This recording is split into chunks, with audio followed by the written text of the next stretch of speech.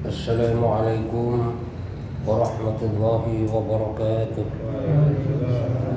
Bismillahi alhamdulillah wa la hawla wa la quwwata illa billahil aliyyil azim. Asyhadu an la ilaha illallah wahdahu la syarika lah wa asyhadu anna Muhammadan abduhu wa rasuluhu la nabiyya ba'dah. Allahumma shalli wa sallim wa barik ala sayyidina Muhammadin wa ala alihi wa sahbihi ajma'in, amma ba'du. Yang kami hormati para ulama, para ustaz, hadirin hadirat, bapak-bapak, ibu-ibu yang dimuliakan Allah Subhanahu wa taala. Alhamdulillah, Allah Subhanahu wa taala masih memberikan kesempatan kepada kita, masih memberikan kekuatan kepada kita, masih memberikan kemudahan kepada kita, sehingga kita masih bisa melaksanakan sholat maghrib secara berjamaah. Kita lanjutkan dengan majelis taklim. Ini semata-mata karena hidayah dan kekuatan daripada Allah Subhanahu wa taala. Maka mudah-mudahan seluruh ibadah yang kita lakukan diterima oleh Allah Subhanahu wa taala, menjadi sebab dosa kita diampuni oleh Allah, menjadi sebab dosa orang tua kita, mertua kita, keluarga kita, guru-guru kita, orang kampung kita, bahkan umat seluruh alam diampuni oleh Allah, menjadi sebab selamat daripada api neraka dan masuk surga tanpa dihisab oleh Allah Subhanahu wa taala. Kita lanjutkan kajian kita. Bismillahirrahmanirrahim. Qala al-musannif rahimahullah, qala al-faqih Abu Laits Samarqandi, i'lam anna al-hamda wa syukra ibadatul awwalina wal akhirina wa ibadatul malaikati wa ibadatul anbiya'i alaihimus salam wa ibadatu alil ardi wa ibadatu alil jannah. Bahwasanya memuji Allah dan bersyukur itu merupakan ibadah daripada orang-orang terdahulu dan juga ibadah orang-orang sampai hari ini. Jadi orang terdahulu dan orang terakhir, orang-orang zaman dulu dan orang-orang sekarang, itu ibadahnya memuji Allah dan bersyukur. Jadi memuji Allah dan bersyukur bentuk daripada ibadah orang-orang terdahulu dan juga ibadah orang-orang sekarang, dan juga bentuk daripada ibadah para malaikat, juga ibadahnya para nabi, juga ibadahnya semua ahli bumi. Yang namanya ahli bumi ini ya termasuk tumbuh-tumbuhan, binatang, dan juga ibadahnya orang ahli surga. Jadi memuji Allah dan bersyukur itu merupakan bentuk daripada yang namanya ibadah. Fa'ammal ibadatul anbiya alaihimus salam, dan adapun bentuk daripada memuji dan bersyukur, ibadahnya para nabi ini diantaranya adalah fawa anna Adam alaihissalam lamma atasa qala alhamdulillah, yaitu seperti Nabi Adam alaihissalam di saat Nabi Adam ini bersin, maka ucapannya alhamdulillah. Jadi yang pertama kali bersin ini adalah Nabi Adam. Makanya di saat rohnya ditiupkan di otaknya, muter-muter sampai ribuan tahun, maka di saat rohnya itu ditiupkan lagi sampai ke hidung, maka pada saat itu Nabi Adam langsung bersin. Lah bersin Nabi Adam, kemudian mengucapkan alhamdulillah, tanda bersyukur kepada Allah Subhanahu wa taala. Kenapa? Karena bersin itu Pak merupakan nikmat. Coba deh kita mau bersin kagak jadi, gak enak banget rasanya tak? Ya, mau bersin tapi kagak jadi, gak enak banget tuh. Jadi di saat kita bersin enak banget tuh. Bersin merupakan nikmat. Nah makanya Nabi Adam alaihissalam di saat dia bersin maka mengucapkan alhamdulillah, bersyukur kepada Allah Subhanahu wa taala, memuji Allah Subhanahu wa taala. Makanya di antara hak saudara muslim ini, apabila ada saudara muslim kita yang bersin mengucapkan alhamdulillah, maka kita yang mendengarkan mengucapkan yarhamukumullah. Nah, ucapan yarhamukumullah itu siapa yang mengajarkan?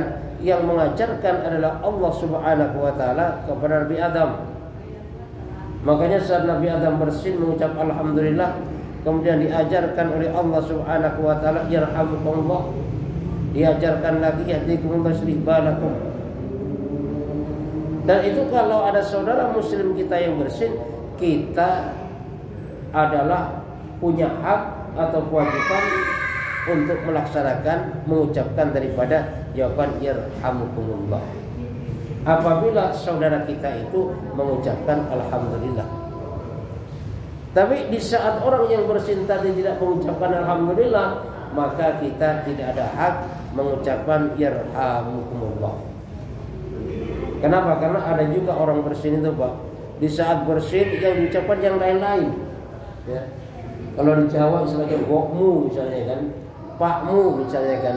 Nah, maka di saat ada orang mengucapkan seperti itu, maka kita tidak punya hak untuk membalas dengan ucapan yarhamukumullah. Ya. Jadi ucapan yarhamukumullah itu kita ucapkan di saat ada orang bersin dan dia mengucapkan alhamdulillah. Jadi kembali lagi bahwasanya merupakan ibadah daripada Nabi Adam alaihissalam di saat dia bersin mengucapkan alhamdulillah. Ya. Wa anna Nuha alaihissalam lamma aghraqallahu qaumahu anjahu wa mamahum minal mu'minin amara Allah taala bi ay yahmadahu faqala lahu fa idza stawaita anta wa man ma'aka al fulki faqul alhamdulillahilladzi najjana minal qaumiz zalimin. Lah, sesungguhnya Nabi Nuh alaihissalam di saat Allah Subhanahu wa taala menenggelamkan daripada kaumnya dan menyelamatkan Nabi Nuh dan orang-orang yang beriman bersamanya. Jadi umat Nabi Nuh ditenggelamkan oleh Nabi Nuh dengan banjir, dan orang-orang beriman diselamatkan oleh Nabi Nuh, diselamatkan oleh Allah Subhanahu wa taala. Nabi Nuh bersama orang-orang beriman. Maka setelah itu Allah Subhanahu wa taala memerintahkan kepada Nabi Nuh agar supaya memuji Allah Subhanahu wa taala.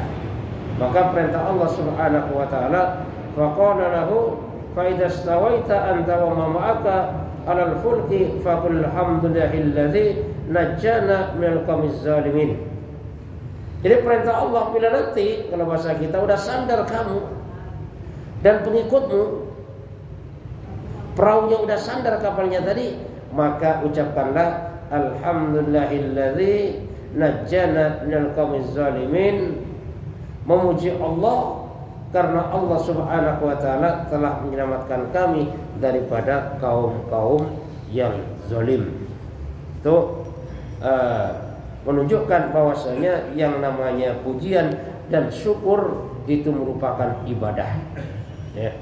Itu merupakan satu perintah Allah Subhanahu wa taala, ya, termasuk kepada Nabi Nuh alaihissalam di saat kapalnya sudah bersandar.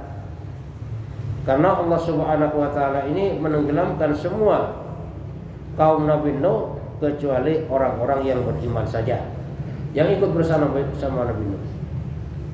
Bahkan anaknya sendiri, Pak, ditenggelamkan juga oleh Allah. Kenapa? Karena anaknya ini enggak beriman. Anaknya ini mengikuti cara ibunya. Nah, ini kan. Jadi ini merupakan satu pelajaran bagi kita. Ternyata seorang anak ini lebih dekat dengan ibunya daripada bapaknya. Bahkan lebih condong ikut ibu daripada ikut bapak. Ini seorang anak nih. Nah, makanya Nabi Nuh alaihissalam anaknya sendiri enggak beriman, ditenggelamkan juga oleh Allah Subhanahu wa taala. Kenapa? Karena istrinya pada saat itu juga tidak beriman kepada Allah Subhanahu wa taala. Maka wajar kadang-kadang ada orang bapaknya baik, Bapaknya termasuk orang-orang berilmu, orang-orang yang taat kepada Allah. Tapi karena istrinya ini bukan termasuk orang yang taat kepada Allah, sehingga anak-anaknya pun banyak yang tidak taat kepada Allah Subhanahu wa taala. Nah, banyak juga orang-orang yang pada dasarnya suaminya ini bukan orang baik. Bahkan suaminya ini preman lah dikatakanlah. Tapi karena ibunya orang baik, maka anak-anaknya ini condongnya menjadi orang baik. Ini ada satu kisah, Pak, di suatu daerah. Jadi ada suami istri, dan suaminya ini mabuk terus. Tiap malam pulang-pulang mabuk. Yang namanya orang mabuk pulang ke rumah marah-marah, Pak. Bahkan istrinya jadi sasaran digebukin dah, ditampar udah biasa. Dari samping kegemarannya mabuk, dia juga berjudi. Nah, tapi istrinya ini karena dia wanita soleha, wanita yang dekat kepada Allah, yang rajin ibadah kepada Allah Subhanahu wa taala, maka walaupun suaminya kagak bener, tapi anaknya dididik menjadi anak yang benar. Nah, sehingga pada saat itu kalau dikasih uang sama suaminya, maka uang itu nggak dipakai. Kenapa? Karena dia tahu bahwasanya uang yang didapat daripada suaminya ini yaitu uang yang tidak halal. Kenapa? Karena kerjaannya mabok dan judi. Yang namanya uang hasil judi itu kan uang kagak benar. Makanya saat diberikan kepada istrinya, maka oleh istrinya tidak pernah diberikan kepada anak-anaknya. Makanya istrinya ini berusaha sendiri bagaimana bisa menafkahi daripada anak-anaknya dengan nafkah yang halal. Makanya setelah sekian lama, ternyata anak-anaknya ini menjadi hafiz-hafiz Al-Quran. Jadi menjadi penghafal-penghafal Al-Quran, menjadi anak-anak yang soleh dan soleha. Padahal bapaknya ini kalau bahasa kita orang rusak. Tapi anak-anaknya menjadi anak-anak soleh, menjadi penghafal Quran. Nah, kenapa? Karena di dalam naungan seorang ibu yang soleha, dalam naungan seorang ibu yang baik. Nah, maka dengan demikian, suatu ketika bapaknya ini bertobat kepada Allah Subhanahu wa taala karena melihat anak-anaknya ini adalah anak-anak yang soleha, anak-anak yang taat kepada Allah Subhanahu wa taala. Artinya apa? Artinya di sini bahwasanya pengaruh daripada seorang ibu itu sangat luar biasa. Ya. Makanya walaupun bapaknya seorang nabi, kalau ibunya ini kagak bener, anaknya pun ikut nggak bener. Walaupun dia bapaknya seorang preman, seorang yang sangat rusak, tapi kalau ibunya ini ibu yang benar, maka harapan besar ibunya, anaknya pun menjadi anak yang benar. Ini pengaruh sangat luar biasa. Makanya Nabi Nuh alaihissalam pada saat itu dakwah kepada kaumnya sampai 950 tahun keliling. Dari satu rumah ke rumah yang lain, dari satu gang ke gang yang lain. Bahkan setiap orang disamperin oleh Nabi Nuh alaihissalam, dikenalkan kepada Allah Subhanahu wa taala. Nah, tapi setelah Nabi Nuh datang kepada kaumnya tadi, mengenalkan Allah Subhanahu wa taala, setelah itu istrinya juga datang. Apa bilangnya? Udahlah, kamu jangan dengerin suami saya.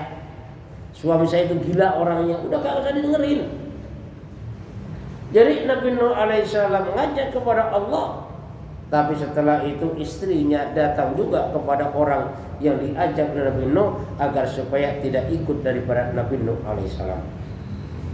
Sampai akhirnya Nabi Nuh ini yang ikut hanya sekitar 82 orang. Artinya apa? Setiap 12 tahun sekali Nabi Nuh keliling. Inni da'atu qaumi laila wa nahara. Jadi Nabi Nuh keliling dakwah kepada kaumnya siang malam. Jadi siang malam dakwah, nyampurin kaumnya, mengenalkan kepada Allah Subhanahu wa taala. tapi setiap 12 tahun sekali baru dapat 1 orang. 12 tahun dapat 1 orang. 12 tahun dapat 1 orang. Apa Nabi Nuh gagal? Nabi Nuh gak gagal. Kenapa? Karena yang dilihat oleh Allah Subhanahu wa taala bukan seberapa banyak pengikutnya, tapi yang dilihat oleh Allah Subhanahu wa taala sejauh mana kesungguhan di dalam memperjuangkan agama Allah Subhanahu wa taala. Sampai akhirnya Nabi Nuh ini doa, karena udah gak sabar lah bahasa kita kan. Udah ya Allah, ini udah parah ini orang-orang ini dah. Udah hancurkan aja dah. Udah turunkan azab aja dah. Kalau bahasa kita gitu. Makanya Allah Subhanahu wa taala perintahkan kepada Nabi Nuh untuk membuat daripada yang namanya perahu. Pada saat itu pohon belum ada. Dari mana pohonnya? Nanam dulu. Diperintahkan bikin perahu, pohonnya nanam dulu berapa tahun itu? Coba bayangkan. Diperintahkan bikin perahu, tapi kayunya nanam dulu. Setelah kayunya besar, baru mulai bikin perahu. Dan bikin perahunya itu bukan pinggir laut, Pak. Bukan di pantai. Tapi bikin perahunya itu di atas bukit. Lah ini kan semakin jadi candaan nih. Ya kan? Ini bener. Emang Nuh ini gila udah nih. Kan orang bikin perahu kan di pantai biasanya pinggir laut. Ini bikin perahu di atas bukit, coba bayangkan. Kan gak masuk akal, wajar kalau diolok-olok oleh kaumnya dan dibilang bahwasanya Nabi Nuh ini termasuk orang yang sudah gila. Kenapa? Bikin perahu di atas gunung, di atas bukit. Dan setelah perahu itu jadi,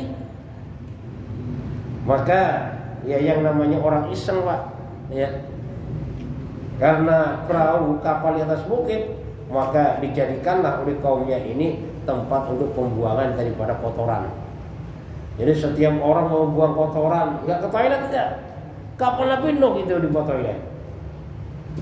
Semuanya orang kampung. Sampai akhirnya satu kapal penuh. Kenapa? Karena setiap orang yang mau buang air bukan ke toilet, tapi langsung naik ke atas bukit, yaitu buang air di tempat kapal Nabi Nuh. Itu pun sambil mengejek. Kenapa? Karena dianggap sudah gila bikin kapal di atas bukit. Makanya tiap orang yang tidak beriman pada saat itu, yaitu buang airnya di kapal Nabi Nuh sampai akhirnya penuh. Nah, dengan kuasa Allah Subhanahu wa taala, waktu ketika ada orang buta dan dia kena penyakit kulit, dan memang pada saat itu Allah Subhanahu wa taala menurunkan penyakit kulit kepada kaum Nabi Nuh alaihissalam. Jadi orang buta ikut-ikutan buang air di kapal Nabi Nuh. Makanya orang buta yang kena penyakit kulit tadi, karena dia buta kan gak lihat, makanya kejebur. Nah setelah kejebur, yang namanya kejebur ke tempat pembuangan air besar, maka ya semua badannya belepotan. Jadi belepotan dengan kotoran. Nah dengan kuasa Allah Subhanahu wa taala, ternyata orang buta tadi sembuh daripada butanya, dan korengnya pun juga sembuh. Maka dia pulang ke kampungnya. Ditanya, kamu berobat kemana? Kok sekarang udah bisa lihat dan korengmu kok sembuh? Kata orang buta tadi, saya gak berobat kemana-mana. Loh kok sembuh? Ya ceritanya gini, saya iseng-iseng aja ikut juga buang air di kapal Nuh itu kan. Gak taunya karena saya gak lihat, kejebur saya. Setelah kejebur belepotan dengan kotoran yang sangat banyak, tapi ternyata setelah itu saya sembuh. Sembuh dari buta, juga sembuh daripada yang namanya penyakit koreng. Lah setelah itu apa? Setelah itu maka semuanya berbondong-bondong ngambil kotoran di kapal daripada Nabi Nuh alaihissalam tadi. Nah ini merupakan satu rencana Allah yang sangat luar biasa, ya.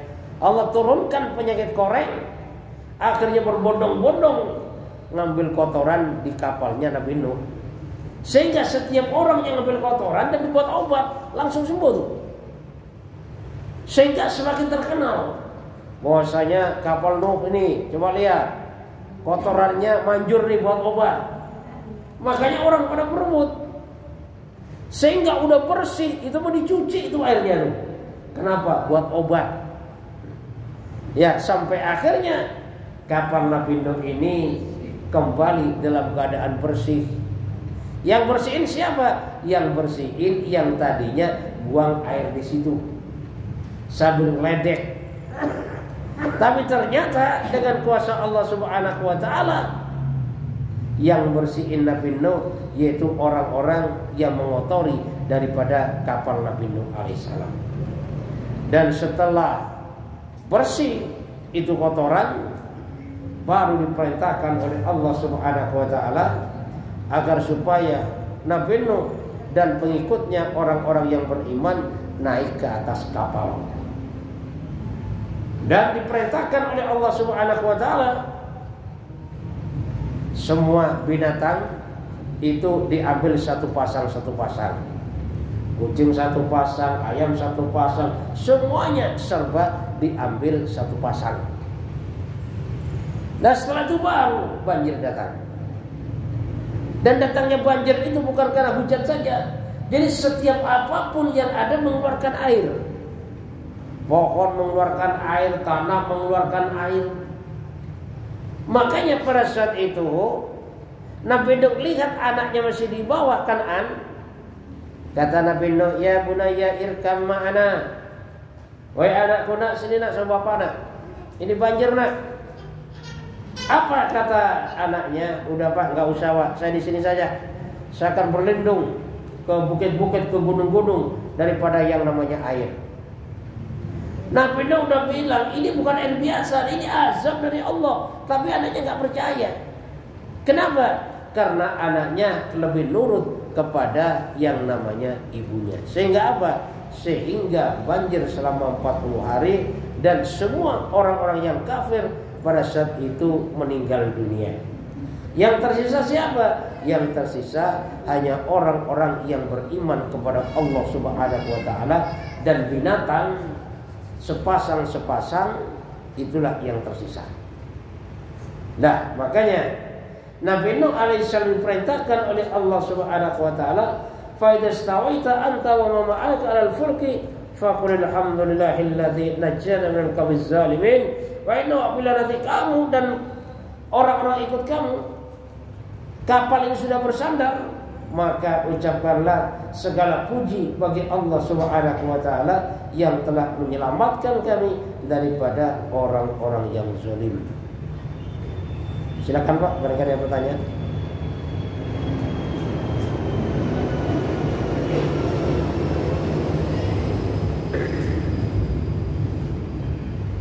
Kalau nggak ada pertanyaan saya lanjutkan. Selanjutnya waqala Ibrahim Khalilur Rahman alaihi salatu wasalam, alhamdulillahilladzi wahaba li alal kibar Ismail wa Ishaq inna rabbi lasami'ud du'a. Dan ini ucapan daripada Nabi Ibrahim alaihissalam, pujian Nabi Ibrahim kepada Allah Subhanahu wa taala, di mana Nabi Ibrahim ini bersyukur kepada Allah dengan memuji Allah yang telah memberikan Nabi Ismail alaihissalam dan Nabi Ishak di saat Nabi Ibrahim ini sudah dalam keadaan tua. Ya, sudah dalam keadaan tua diberikan oleh Allah, yaitu Nabi Ismail dan Nabi Ishak. Ini adalah dua daripada anak Nabi Ibrahim alaihissalam. Yang Nabi Ismail ini adalah dari Siti Hajar, sedangkan yang Nabi Ishak ini daripada Siti Sarah. Jadi satu bapak lain ibu, sehingga dari keturunan Nabi Ibrahim ini yaitu para nabi-nabi. Nabi Ishak turun terus nabi-nabi sampai akhirnya Nabi Isa. Jadi Nabi Isa ini turunan Nabi Ibrahim daripada jalur Nabi Ishak, dan sedangkan Nabi Ismail ini keturunan Nabi Ibrahim daripada jalur Nabi Ismail alaihissalam ya. Jadi Nabi Muhammad SAW ini keturunan Nabi Ibrahim daripada jalur Nabi Ismail alaihissalam. Inna Rabbi lasami'u du'a, sesungguhnya Tuhan, kata Nabi Ibrahim, ini mendengar daripada yang namanya doa atau permintaan. Kayaknya yang namanya doa pada itu suatu saat pasti akan dikabulkan oleh Allah Subhanahu wa taala, dan doa ini merupakan ibadah. Jadi di saat kita doa kepada Allah itu kita sedang ibadah kepada Allah. Doa apa saja. Yang penting jangan doa keburukan. Jangan doa kemaksiatan. Contoh gini, mudah-mudahan saya nanti menang togel lah. Itu bukan ibadah tuh. Ya kan? Jadi doa apa saja untuk dunia akhirat, yang namanya doa itu ibadah kepada Allah. Kenapa? Karena doa perintah daripada Allah Subhanahu wa taala dalam Al-Qur'an, ud'uni astajib lakum. Itu perintah dari Allah. Berdoalah kalian kepadaku, kata Allah, maka aku akan istijabah, mengabulkan daripada doa kalian, kata Allah Subhanahu wa taala.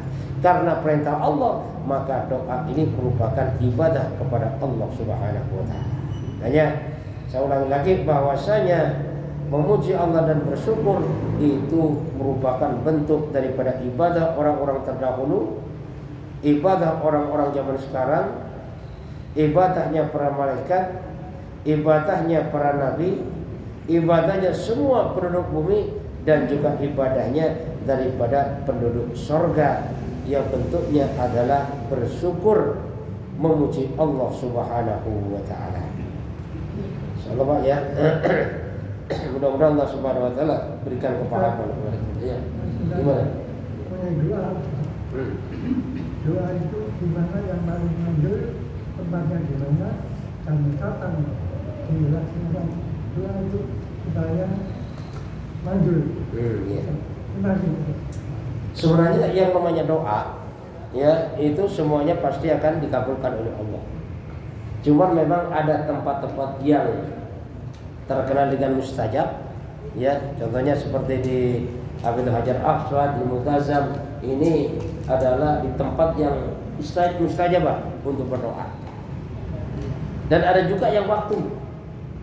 Kapan waktu mustajab dalam berdoa? Di antaranya adalah setelah sholat fardu. Dan termasuk antara adzan dan iqamah. La turaddu doa bainal adzan wal iqamah, bahwasanya doa ini tidak akan tertolak di antara adzan dan iqamah. Lalu bagaimana caranya Allah Subhanahu wa taala mengabulkan doa? Ini bisa jadi pada saat itu berdoa, pada saat itu dikabulkan. Jadi tergantung bagaimana keperluannya. Ada juga doa kita kepada Allah, Allah Subhanahu wa taala mengabulkannya dengan cara mengampuni dosa kita. Kita masih banyak dosa. Kita doa. Maka doa kita itu dialihkan oleh Allah, dikabulkannya dengan cara mengampuni daripada dosa-dosa kita. Dan boleh jadi Allah Subhanahu wa taala mengistijabahkan doa kita, menerima doa kita ini yang seharusnya kita celaka pada saat itu, sebab kita doa maka diselamatkan oleh Allah Subhanahu wa taala. Suatu contoh gini, misalnya si A hari itu, tanggal itu, bulan itu, tahun itu dia celaka. Tapi karena dia rajin berdoa kepada Allah, maka celakanya tadi diganti oleh Allah Subhanahu wa taala dengan sebab doa tadi. Dan yang selanjutnya Allah Subhanahu wa taala mengabulkan doa kita itu, yaitu saat di akhirat kelak. Makanya kalau kita sudah di akhirat, semua orang di akhirat, maka dia nyesel doanya kalau dikabulkan di dunia. Harapannya apa? Harapannya bagaimana doa-doa yang dia panjatkan itu dikabulkannya di akhiratnya Allah Subhanahu wa taala. Itu. Jadi intinya setiap doa itu pasti dikabulkan oleh Allah, tapi memang cara Allah mengabulkan itu berbeda-beda tergantung bagaimana kondisi kita. Tapi di saat kita kepepet, Pak, kita doa langsung cash juga pada saat itu. Saat kita kepepet. Gitu. Dan memang kan kadang-kadang kita doa ini kan merupakan doa yang keinginan kita. Yang namanya keinginan ini tidak selalu diberikan oleh Allah. Tapi yang namanya keperluan udah pasti dijamin oleh Allah. Karena yang namanya keperluan manusia itu kan gak lepas daripada sandang, pangan, papan, udara lah gitu kan. Itu keperluan manusia. Tapi keinginan manusia macam-macam. Ada yang ingin pesawat, ada yang ingin kapal, ada yang ingin ini, ingin itu.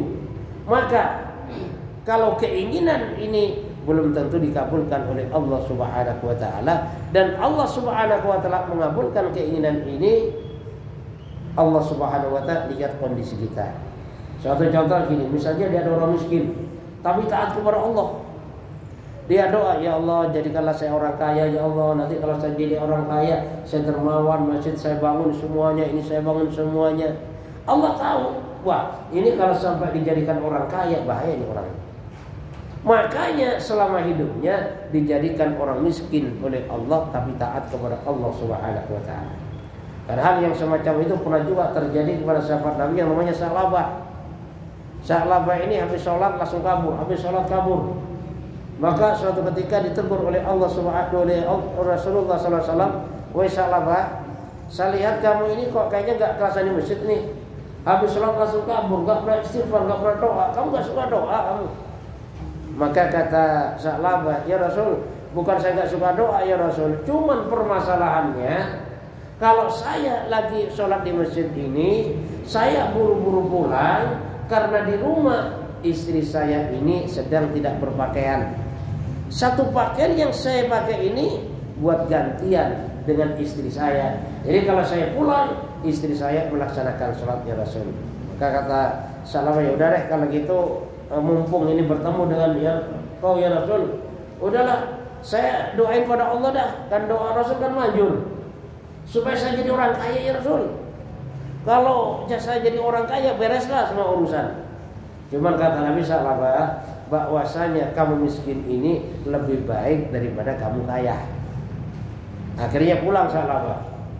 Yang kedua kalinya kata Nabi tetap sama, Sa'labah kamu miskin ini lebih baik daripada kamu kaya. Yang ketiga kalinya karena agak ngeyel kalau bahasa kita, maksa di Sa'labah dikabulkan oleh Rasul, didoakan kepada Allah agar supaya menjadi orang kaya, dibekalin 1 ekor kambing yang lagi bunting, maka dengan itu menjadi sebab Sa'labah ini menjadi orang yang kaya. Tapi setelah menjadi orang kaya, ternyata semakin hari semakin jauh daripada Allah Subhanahu wa taala. Bahkan suatu ketika Rasulullah mengutus sahabat untuk minta zakat, itu pun juga tidak dikeluarkan oleh Sa'labah tadi. Artinya apa? Artinya di sini Allah lebih tahu dengan kondisi kita. Oh si orang itu kayaknya pantasnya jadi orang kaya. Oh si orang itu kuatnya jadi orang miskin. Itu semuanya sudah Allah tentukan. Nah makanya kalau keinginan manusia ini tidak akan tertunaikan di dunia, tapi keinginan manusia ini akan tertunaikan di surganya Allah Subhanahu wa taala. Sehingga kalau kita dalam surga, apapun yang kita inginkan maka semuanya akan terpenuhi dan akan diberikan oleh Allah Subhanahu wa taala. Mudah-mudahan Allah Subhanahu wa taala berikan kepahaman kepada kita. Subhanakallahumma bihamdika asyhadu an la ilaha illa anta astaghfiruka wa atubu ilaik. Wassalamualaikum warahmatullahi wabarakatuh.